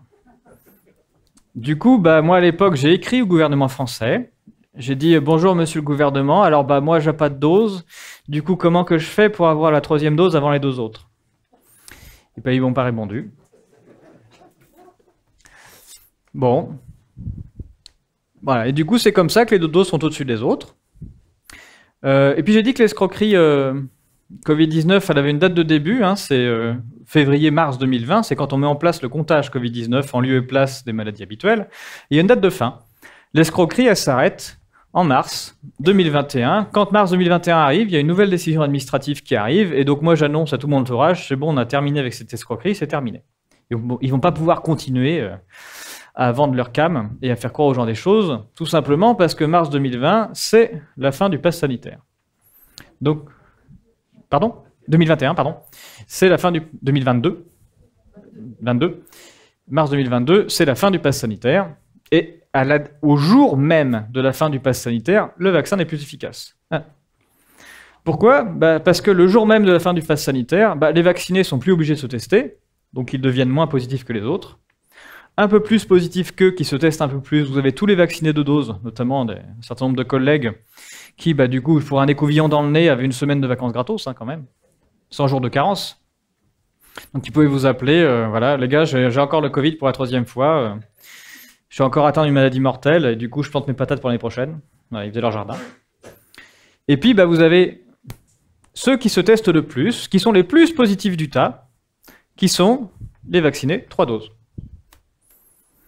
Plus on est vacciné, plus on est positif, tout simplement parce que plus on se teste. C'est-à-dire qu'il y a une corrélation parfaite entre le nombre de tests de vaccins reçus et le nombre de fois où on se teste, et cette corrélation parfaite, elle dépend d'un mécanisme psychologique très connu qui s'appelle la trouille.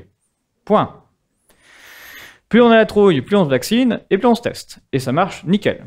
Et donc l'escroquerie de l'efficacité Covid-19 a tenu 2 ans, enfin, du vaccin efficace, ça a tenu 1 an, un peu plus d'1 an, 1 an et demi, uniquement pendant la période du pass sanitaire. C'est uniquement le pass sanitaire qui a fait tordre le cou aux chiffres pour faire croire qu'il y avait une quelconque efficacité vaccinale, mais c'est complètement bidon. Dès qu'on enlève l'artefact de comptage, c'est plus efficace. Donc ça, c'était sur la légende d'efficacité du vaccin. Encore une fois, un mythe construit, mais la réalité des effets indésirables. Et ça, on n'a pas le droit d'en parler, pourtant c'est public. Ça, ce sont les effets indésirables remontés à la pharmacovigilance européenne. Ça s'appelle AdReports sur Internet. Et vous pouvez regarder, après une vaccination anti-Covid-19, le nombre de problèmes qu'il y a de cancer de remontée, Guillain-Barré, arrêt cardiaque, myocardite, péricardite, des problèmes de règles pour les femmes, des avortements spontanés, des morts fétales et des décès. Donc là, on a fait la dernière remontée avec Catherine, c'était hier. Donc là, on est à 36 600 décès constatés, enfin déclarés à la suite d'une vaccination anti-Covid-19.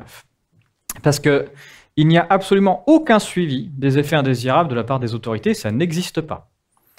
Tous ces chiffres-là viennent de personnes ou de médecins qui font l'effort d'aller faire une déclaration. Très peu de personnes, ça vous sait, sur Internet, et c'est très long et difficile. Et quand la déclaration est complète et aboutie, qu'elle est vérifiée, ça tombe dans ces statistiques-là. Donc c'est un processus où ce sont les gens qui doivent faire l'effort eux-mêmes d'aller déclarer quelque chose. Voilà. Donc quand on est décédé, c'est pas simple d'aller déclarer quelque chose soi-même, donc il faut qu'il y ait un proche qui le fasse pour vous. Sinon, il n'y a rien. Sur toutes les personnes que je connais qui ont eu des problèmes graves juste après la vaccination, hein, même des problèmes cardiaques et tout ça, il n'y en a pas une qui a fait une déclaration. Donc les laboratoires pharmaceutiques disent 2 choses sur ces chiffres. La première chose que disent les laboratoires pharmaceutiques, ils disent « pour aucun de ces cas-là, vous n'arriverez jamais à prouver la causalité ». Vous ne pouvez pas prouver que c'est le vaccin qui cause ça. Pourquoi ? Parce que des décès, ça existe tous les jours dans la vie réelle. Donc c'est pas parce qu'une personne décède juste après sa vaccination que c'est de ma faute. Et donc là, la loi protège les laboratoires pharmaceutiques, puisqu'en termes en effet de culpabilité et de causalité, on n'admettra jamais qu'on est capable de prouver le lien. Et donc ça, c'est répété, mais par les politiques, les médias, partout. Mais ils disent jamais la deuxième partie de ce que disent les laboratoires pharmaceutiques. Publiquement, ils disent qu'ils savent pertinemment que quasiment personne ne fait de déclaration d'effets indésirables. Quasiment personne. Et donc, ils estiment, eux, les laboratoires pharmaceutiques, que le nombre réel d'effets indésirables dans la population, c'est le chiffre déclaré x 10. Les experts qui travaillent sur le sujet, qui ne sont pas affiliés à Big Pharma, eux disent c'est au moins x 20, voire x 100, selon les effets. Mais selon l'industrie, c'est x 10. C'est-à-dire que l'industrie pharmaceutique sait pertinemment qu'en Europe, à minima, elle a tué 360 000 personnes. Ce sont ses propres chiffres et ses propres analyses. Mais pour aucune de ces personnes-là, elle ne reconnaîtra jamais rien. Il peut y avoir des fonds citoyens qui se mettent en place ensuite, hein, avec des dédommagements de victimes, mais ça, c'est avec nos impôts. Hein, et laboratoire, c'est rien. Jamais. Ça, c'est pour les États-Unis. J'ai mis en bleu en bas tous les décès déclarés suite à n'importe quelle vaccination depuis qu'il y a le système du VAERS qui existe, qui a été mis en place dans les années 90. Donc ça, c'est tous les décès cumulés de tous les vaccins. Et ça, ce sont les décès déclarés après une vaccination anti-Covid. Donc quand ça a été vu par les autorités, ça, et notamment un type de l'agence du médicament européenne qui a commenté mon livre en disant nous, on n'a vu aucun signal statistique ». Et il a écrit dans Le Parisien pour me répondre, et du coup j'ai tapé son nom sur un site qui s'appelle Transparence Santé, et j'ai vu qu'il a reçu du pognon de Pfizer en 2019. Bon. Donc j'ai écrit au Parisien en disant quand même, ce serait quand même bien de le préciser. Puis au passage, si ce charmant monsieur peut lui dire d'arrêter de regarder son compte en banque et de regarder mon graphique, il verra peut-être un signal. Bon. Ça s'est arrêté là. On a d'autres signaux, hein, parce que là, vous pouvez dire oui, mais bon, les gens déclarent après la vaccination, tout ça. Bon, ça vient d'un site qui s'appelle Euromomo, European Mortality Monitoring, qui prend pour un certain nombre de pays européens, qui fait des calculs de décès standards et qui regarde ce qui se passe. Donc vous voyez, pour les 15-44 ans en Europe, ici vous avez la bande bleue qui sont les décès normaux, on va dire, la moyenne en noir, et des pointillés rouges qui correspondent pour Euromomo à une période de surmortalité. Et Euromomo l'indique et constate qu'en Europe, pile depuis l'été 2021, la mortalité des jeunes est sortie du bandeau de calcul habituel pour entrer dans une zone au-dessus de la mortalité normale et franchit de manière régulière et allègrement la zone de surmortalité. Pile depuis l'été 2021, en Europe, chez les jeunes, mais qu'a-t-il bien pu se passer? Euromomo dit, on ne sait pas, ça ne nous concerne pas, on ne veut pas savoir. Donc du coup, j'ai discuté avec un chercheur belge qui s'appelle Patrick Meyer, qui avait fait une étude où lui, il a servi de ce qu'on appelle le machine learning. Donc il a pris les données de Euromomo, des données de vaccination partout en Europe, il a mis dans la machine, et la machine dit, si je fais les calculs, eh ben, je vois qu'on meurt trop depuis qu'on est vacciné. Ah. C'est embêtant. Et que plus on est vacciné, plus on meurt. Du coup, moi, ce que j'ai fait, c'est que j'ai récupéré les données Eurostat du nombre de décès standardisés. J'ai fait un calcul pour regarder ce qui se passe par rapport à d'habitude. Donc, vous avez une barre rouge quand on a des décès en trop par rapport à d'habitude et en vert des décès en moins par rapport à d'habitude. Et de manière parfaitement innocente, j'ai mis le nombre de doses reçues par la population de vaccins anti-Covid-19. Ici, vous avez les 25-49 ans en Hongrie et où vous avez, pendant la période de vaccination, pile en face, un joli nombre de décès qui concerne les 15-49 ans, et pour la troisième dose, dose 1, dose 2, dose 3, plaf. Et depuis qu'on est vacciné, ils meurent trop. Ici, je vous montre aussi 50-59 ans pour la France. On a aussi un signal là qui est sympa, et puis un autre ensuite de la même manière. Je ne sais plus combien je vous montre de graphiques. Dans le bouquin, j'en mets 12, mais du coup, j'ai fait 15 pays x 6 tranches d'âge et 90 graphiques qui sont très jolis. Alors l'Autriche, ils ont vraiment un respect tout militaire de la mort. C'est vraiment, voilà. Ils ont quasiment, voilà, pile une dose, pile un pic en face.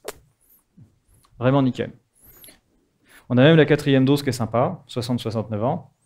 Et c'est vraiment depuis qu'on vaccine les gens. Hein. Et puis vous avez l'Italie. Alors ça, on arrive chez les... Plus on avance vers les personnes âgées, normalement, moins on voit quelque chose. Parce que comme les personnes âgées meurent de toute façon en grand nombre, je veux dire en pourcentage par rapport aux autres, il faut vraiment y aller fort pour voir quelque chose dans les stats. Bon, on arrive quand même à avoir des trucs. Donc c'est pas mal. Ça c'est une autre manière de le voir. Plutôt que de découper l'année de janvier à janvier, ce qui est une hérésie quand on parle de décès, puisqu'en fait il y a un pic de décès en hiver. Donc normalement, quand on parle décès, on découpe l'année en juin. Donc ici, j'ai découpé l'année en juin pour regarder selon les saisons. J'ai regardé la mortalité standardisée des dernières années, pour savoir où on se trouvait. Donc vous avez notamment l'année intéressante chez les jeunes, là, les 15-24 ans, voilà, les 2 années de la pandémie, hein. 2019-2020, là vous avez la première vague qui est dedans, vous savez, qui a ravagé l'humanité. 2020-2021, c'est pareil. Là on est vraiment sur, ils sont en plein dans la pandémie mortelle. Et là vous avez les traits rouge et vert, on voit bien que ce 2020-2021, là c'est les années où les jeunes sont le moins morts, tout record battu, toute catégorie de ces dernières années. Bon, en revanche, depuis qu'on les vaccine, depuis l'été 2021, là, on est remonté dans les standards et on est en train de battre des records dans l'autre sens. C'est-à-dire qu'avant, quand il y avait la pandémie mortelle et que les jeunes n'étaient pas protégés, du coup, ils mouraient moins. Et maintenant qu'ils sont vaccinés et protégés et qu'il n'y a plus de Covid, là, ils meurent beaucoup plus. 25-49 ans, ça marche aussi. Voilà, ça se voit très bien. Donc, une autre manière de présenter les mêmes chiffres. Bon, il y a une donnée qu'on demande avec Laurent Toubiana depuis maintenant ça fait des années. On dit donnez-nous le statut vaccinal de toutes les personnes décédées en France. On n'a pas besoin de savoir les noms, on veut les statistiques. Parce que si vous avez une pandémie mortelle et vous avez un vaccin qui est sûr et efficace, alors les vaccinés meurent moins, point barre. Et il n'y a pas de discussion et ça doit se voir de manière significative. Si on ne voit rien, c'est que le vaccin ne sert à rien. Et si on voit l'inverse, c'est qu'on a un problème. Bon, il n'y a qu'un seul pays qui donne ces statistiques-là et qui ne sont pas exemptes de problèmes, et c'est l'Angleterre. Mais on peut quand même travailler avec. L'Angleterre a des données particulières parce que en France, la dose 1, dose 2 ont été données par tranche d'âge. D'abord les jeunes, d'abord les plus âgés, dose 1, dose 2, puis de plus en plus jeunes, dose 1, dose 2, avec un jour décalage. Alors que l'Angleterre, ils n'ont pas fait ça. L'Angleterre, ils ont dit on vaccine tout le monde dose 1, Puis après, c'est quoi? C'est 6 mois plus tard, où on vaccine tout le monde dose 2, et puis ensuite, encore, on revaccine tout le monde dose 3. Donc ils ont un décalage dans les vaccinations, c'est pas la même stratégie que nous. Mais on peut quand même voir des choses. Et on peut voir ça. Je vais prendre quelques secondes pour vous expliquer ce que c'est, ce spaghetti. C'est le nombre de décès qu'il y a selon statut vaccinal, toutes causes confondues. Donc là, vous voyez les non-vaccinés avec un pic de décès chez non-vaccinés ici. Ici, en bleu, ce sont les vaccinés 1 dose. Et puis en vert, ce sont les vaccinés 2 doses. Donc on a des pics de décès distincts. Et c'est intéressant parce que ces pics de décès arrivent dans la campagne de vaccination. C'est-à-dire, là, pile au moment où l'Angleterre donne sa première dose à tout le monde, ils enregistrent un pic de décès chez les non-vaccinés.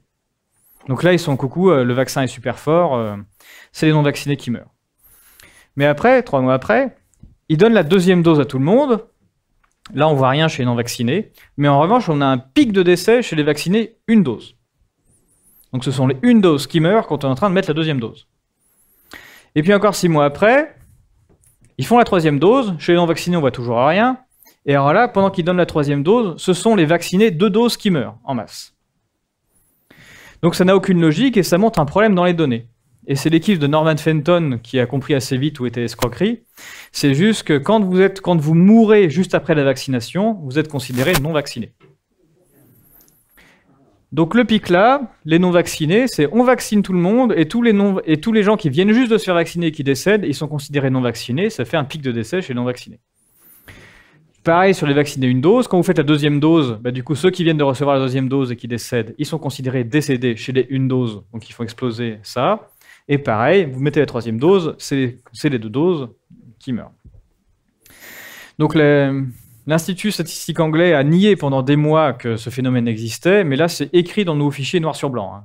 On a trouvé 1500 cas de personnes mal répertoriées qu'on a corrigées. On ne sait pas combien c'est dans le tas, mais maintenant ils l'admettent. Donc, bon. Visiblement, ça ne pose pas de problème de se dire qu'ils ont sciemment menti pendant des mois, que maintenant ils annoncent l'inverse, au moins en partie, enfin bref. Mais on peut comparer, c'est une étude qui est sortie il n'y a pas longtemps, que j'ai refait pour tout vérifier. On peut comparer le taux de décès de chaque statut vaccinal, le taux de chaque statut vaccinal dans les décès, et le comparer au taux de chaque statut vaccinal dans la population.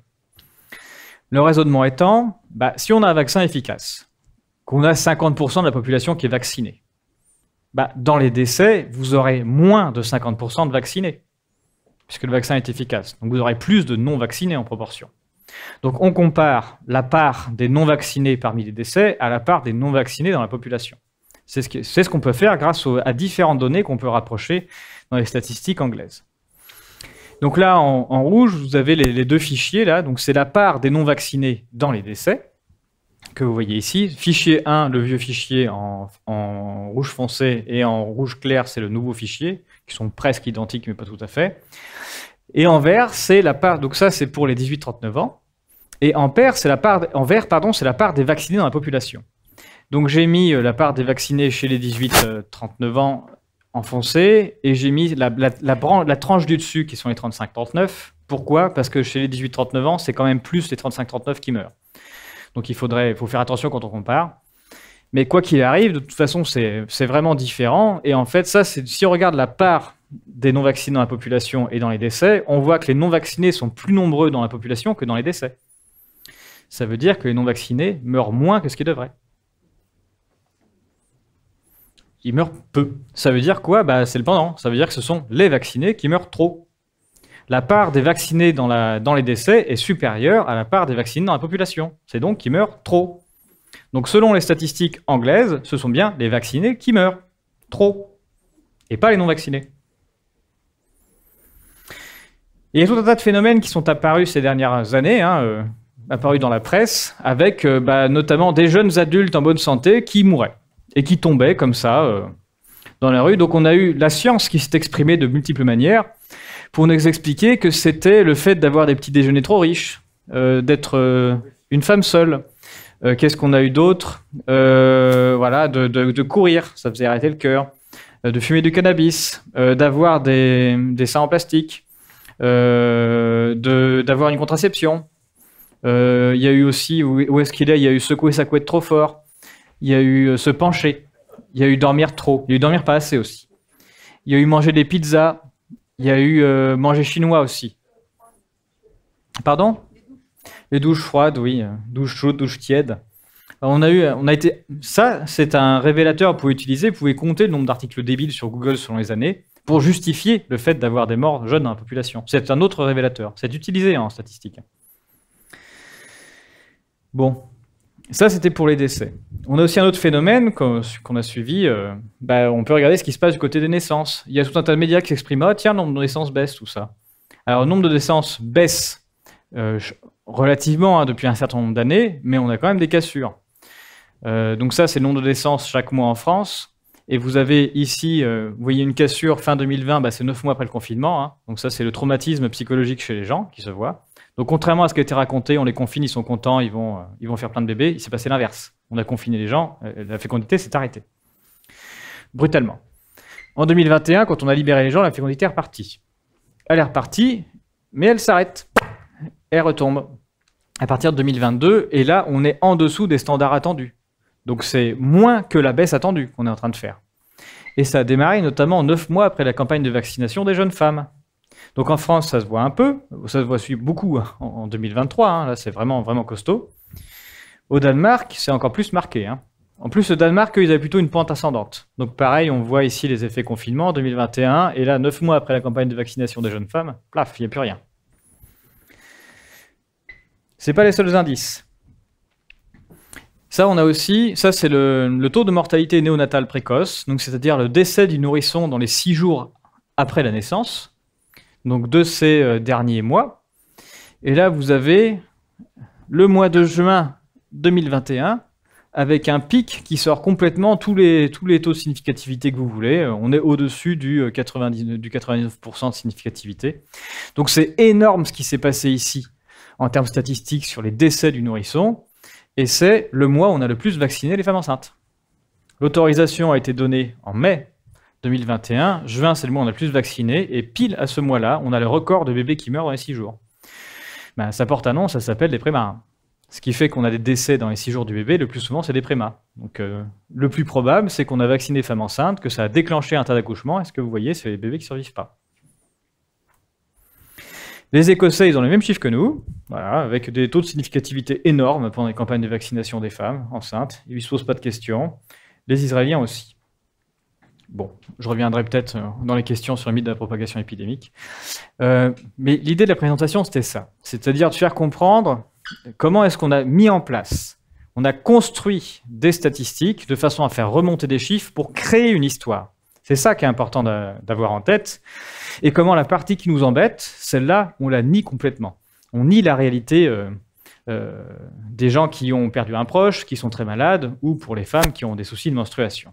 Je finis juste sur le fait de dire que, je l'ai redit, mais la totalité des droits d'auteur de mon livre vont à un collectif de femmes qui ont des problèmes de règles suite à la menstruation, suite à la vaccination, des problèmes de règles suite à la vaccination anti-Covid-19. C'est pas anodin, il y a au moins 2 raisons. La première, c'est que si vous regardez la notice de Pfizer sur les effets indésirables, vous allez voir 400 effets indésirables différents.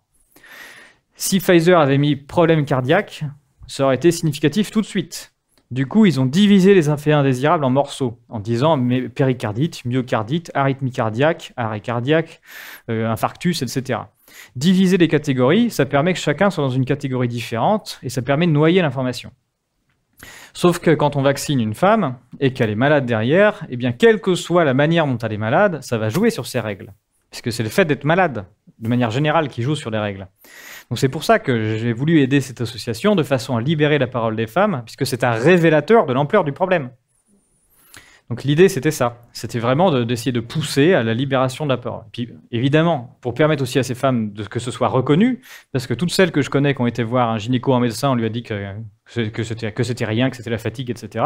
Donc reconnaître le problème, tenter d'améliorer les choses, peut-être en proposant du soin, et puis dans un monde idéal, finir par faire payer les responsables de leur situation.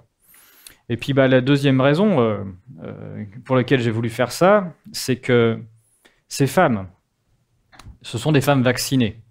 Donc on a vécu une période où il y a une ségrégation nette qui a été faite dans la population entre vaccinés et non vaccinés, avec un pass, le fait de séparer la population en deux. Donc moi, je ne suis pas vacciné et la totalité des droits d'auteur vont à des femmes vaccinées. Pour certaines qui ont eu d'ailleurs des comportements sectaires, hein. Donc moi, je fais preuve d'aucun sectarisme vis-à-vis de ces personnes-là, puisque la seule manière dont je pense qu'il faut les considérer, c'est comme des victimes. Je vous remercie.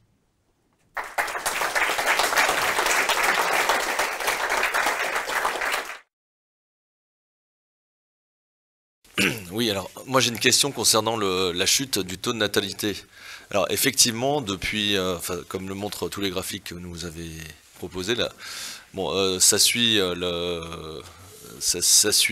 bon, les campagnes de vaccination, mais moi je constate quand je discute avec, avec nos frères humains actuels, on va dire, enfin, il y a aujourd'hui un malthusianisme généralisé. Alors, est-ce que c'est dû aussi au traumatisme de déconfinement, là, toutes ces campagnes? Mais les gens, ben, ils ne croient plus en l'avenir, ils sont éco-anxieux, comme on dit. Là. Enfin, il y a un matraquage généralisé, que ce soit dans la presse écrite, dans les médias audiovisuels, etc.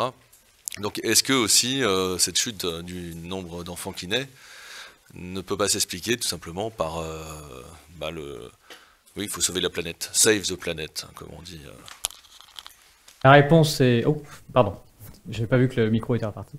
Oui, ça expliquerait une tendance générale. Mais ça n'explique pas pourquoi dans certains pays, j'ai vraiment un effondrement qui a lieu pile 9 mois après.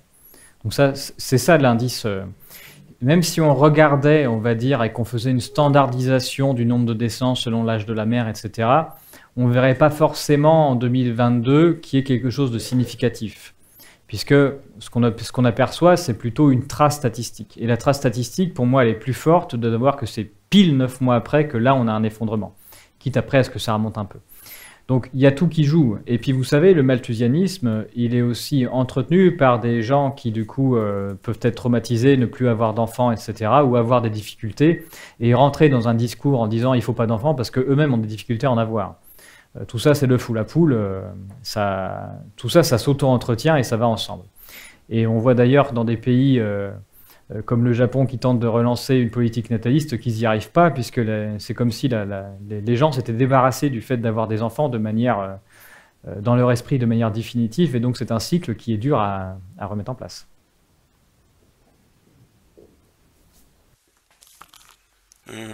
Moi, j'ai été révolté dès le début, j'ai écrit dans Doctoton, etc., par le principe de vacciner les enfants et les jeunes en âge de se reproduire. Car j'ai tout de suite compris qu'il n'y avait pas de protection des autres, ni d'eux-mêmes, par ce vaccin. Et qu'il y aurait forcément les effets secondaires. Puisqu'il n'y avait aucun bénéfice, la balance pencherait du côté des effets secondaires. La question qui me préoccupe, c'est la relation formelle de causalité entre mortalité et vaccination. Est-ce que vous pensez pouvoir l'affirmer sur vos données? Et qu'est-ce qu'il faudrait de plus pour, sinon, qu'est-ce qu'il faudrait de plus pour qu'elle soit affirmable? Alors c'est une vraie question. Moi, ce que j'ai montré, puisque je me suis intéressé à la mortalité toute cause, c'est qu'il y a pile pendant les périodes de vaccination des gens qui meurent exactement au même moment et dans les mêmes âges. Selon les pays, on ne vaccine pas au même moment et selon les tranches d'âge, on ne vaccine pas au même moment non plus. Donc quand vous avez une corrélation statistique qui est nickel, où à chaque fois que vous vaccinez, vous avez des morts, l'indice, d'un point de vue statistique, il est parfaitement suffisant, hein. Il n'y a aucun problème. Maintenant, en plus, vous avez les données anglaises, vous avez des décès selon le statut vaccinal, où ils sont incapables de montrer autre chose que de dire, bah, en fait, c'est les vaccinés qui meurent trop. Donc là, vous avez, en termes de faisceau d'indices, vous êtes beaucoup.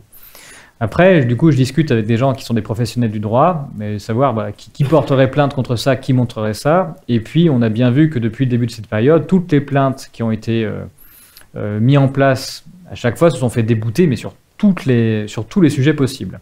Parce que les juges n'étaient pas prêts, eux-mêmes, qui croyaient à la pandémie, à, on va dire, être tout seuls contre leurs collègues et puis à risquer leur carrière sur un truc auquel ils ne croyaient pas. Et donc, ce qui est intéressant après discussion avec des professionnels du droit, c'est qu'en fait, il faut deux aspects. Statistiquement, il se passe des trucs, mais personne ne peut le nier. Enfin, on peut s'amuser à le nier, mais en tout cas, si on est un peu sérieux et qu'on regarde les chiffres, c'est pas possible. Mais c'est pas suffisant parce qu'il faut créer une histoire et c'est pour ça qu'il y a plein de chercheurs qui s'intéressent de près aux vaccinés pour savoir ce qui se passe dans leurs cellules, dans leurs organes, pour savoir ce qui se passe de façon à faire une plainte qui soit extrêmement précise en partant d'un mécanisme. Et ils se sont rendus compte que tant qu'il n'y a pas le mécanisme extrêmement précis décrit sur le vaccin fait ça dans les cellules qui va générer tel truc et ensuite mener à la mort, de toute façon, il n'y aura aucune réaction de la part des juges et des autorités parce qu'ils ne vont pas se battre sur uniquement l'aspect statistique. Il faut vraiment le truc raconter. Donc, et ça, c'est pas mon sujet du tout. Hein. Et je suis même pas convaincu qu'on puisse le faire parce qu'il y a une telle diversité des effets indésirables où tous les organes peuvent être touchés de quelque chose. De quelque manière que ce soit, qu'en fait c'est très difficile de mettre en place un schéma type de ce que serait l'effet indésirable classique, et donc en fait il se passe rien. Peut-être juste rappeler ce qui s'est passé pour la vaccination H1N1. H1N1, vous prenez, qui s'est passé en 2009, vous prenez le rapport du Sénat, c'est écrit dedans qu'H1N1 était une escroquerie. C'est écrit dans le rapport du Sénat. Donc la totalité de l'histoire est une escroquerie, et les vaccins sont une escroquerie aussi. Et dans le rapport du Sénat d'ailleurs se dit qu'il serait peut-être temps un jour de s'intéresser aux vaccins contre la grippe qui n'ont jamais montré nulle part servir à quelque chose. Voilà. C'est écrit dans le rapport du Sénat de 2009, officiel. Bref. Il y a eu des effets indésirables qui ont été très nombreux, malgré qu'il y ait peu de personnes vaccinées de H1N1. Et les seuls dédommagements qu'il y a, ça a été sur une toute petite fraction, ça a été les personnes qui sont devenues narcoleptiques. Les narcoleptiques, donc qui ont le cerveau grillé, faut le dire comme ça, donc qui s'endorment à tout moment, eux ont réussi à refaire reconnaître leur effet indésirable, à la fois parce qu'ils ont pu mettre en place, expliquer le mécanisme qui les ont rendus narcoleptiques, et aussi en utilisant la statistique, puisqu'être narcoleptique, c'est extrêmement rare. Ça doit être 1 sur 7 millions, un truc comme ça, donc ça n'arrive quasiment jamais. Et là, du jour au lendemain, ils ont vacciné des gamins, et en Suède, ils ont eu 120 gamins narcoleptiques d'un coup, et donc là, ça fait une trace statistique tellement énorme que, voilà, même un juge qui avait un peu peur pour sa carrière, il ne pouvait pas nier le fait que ça n'existait pas. Donc voilà, il faut ces deux aspects-là, et les gains qui sont faits sont sur des choses qui sont extrêmement précises, très fines, avec des tout petits gains pour certaines catégories de personnes. Toutes les personnes décédées à la suite de cette vaccination, donc qui sont plus que des statistiques, n'obtiendront jamais rien, parce que le décès, c'est pas quelque chose d'assez rare pour qu'on soit certain de ce qui se passe pour une personne, par exemple. Donc voilà, il faut deux aspects. Un petit commentaire. Ils sont reconnus à condition qu'ils montrent. Ils sont reconnus pour le H1N1.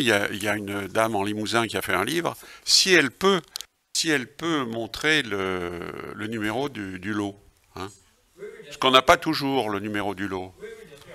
Non, mais tout est fait pour... Donc elle est narcoleptique juste après ce truc. Elle a une vie complètement détruite. Elle n'est pas du tout considérée comme effet secondaire parce qu'elle n'a pas le numéro du lot.